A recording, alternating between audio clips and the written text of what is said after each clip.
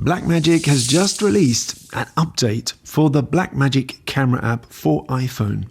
And there's a number of improvements, but the main ones are one, being able to monitor audio, and there's also a new rack focus feature. So in this video, I'm going to show you how to shoot a rack focus, which is otherwise known as a focus pull. Focus pulls add a really professional element to your videos. They are quite subtle, which is, I guess, why not too many people talk about them. But they are used all the time in movies and in dramas. So to me, when I see a focus pull in a video, I really think, okay, this person has a film language education. And actually, I really like the system that Blackmagic has designed for the iPhone app.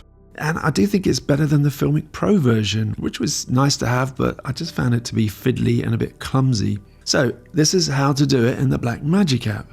Open the app, and now when you open the focus control, at the bottom of the slider, it looks a bit like the 3 pyramids of Giza, doesn't it? So these are the 3 focus points. So you just tap those to open the rack focus controls. At the top, there's a reset button. So below that, we've got 3 focus points. And these are going to turn into buttons once you set some focus points. Below that, we have a trash can button, which can be used to delete the focus points. Next down, we have a button which allows us to decide how the app cycles through the focus points.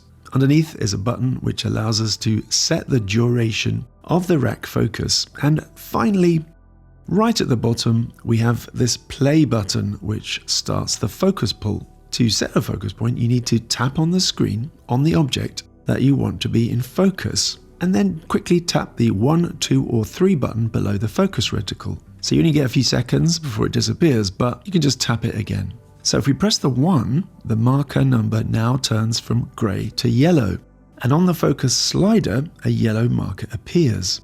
Now choose the point that you want to rack focus to.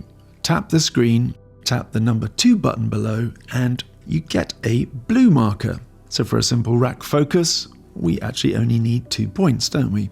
A kind of A to B type thing.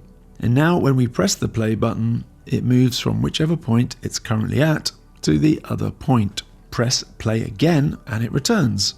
And we can also just tap the colored markers to move focus to the marker that you tap. But half a second is pretty fast, so let's make a slower focus pull. So we just tap the speed button, and then we use the slider to change the speed from 0.5 of a second to 1 second. Tap again to close it, and now press play or tap the focus marker. And now you see it's a much more graceful, slower focus pull. So let's tap another object and add a 3rd marker, which is going to be pink.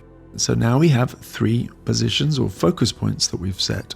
Press play and the focus moves from point 1 to point 2. Press play again and the focus moves from point 2 to point 3.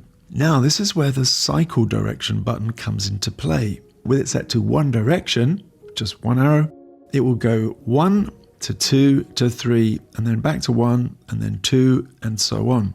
And if we set it to 2 directions, or the symbol with the 2 arrows, now it's going to go 1 to 2 to 3 and then to 2 and then 1, then 2 and so on.